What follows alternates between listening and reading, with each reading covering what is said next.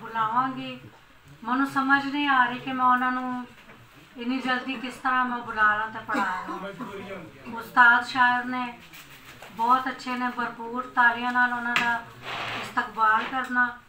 तशरीफ ले आएंगे हूँ नसीर अहमद साहब। वाह रस्म चूँकि उर्दू की चल पई और जान कश्मीरी साहब की सदारत हो गए थे उर्दू क्यों ना पढ़ी जाए जी। तो कहीं तसलसल का रंग बदला जी, कहीं पे लफ्जों का भेद डाला। कहीं तसलसल का रंग बदला, कहीं पे लफ्जों का भेद डाला। यूं हमने शौके बयां में अपनी ही दास्तां को रगेद डाला। यूं हमने शौके बयां में अपनी ही दास्तां को रगेद डाला।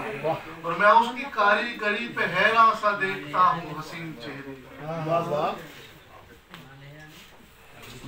मैं उसकी कारीगरी पे हैरान सा देखता हूँ हसीन चेहरे कि उसने मट्टी के चंद पुतलों में कितना सुर्ख सफेद डाला। वाह वाह वाह वाह वाह वाह, क्या कहने।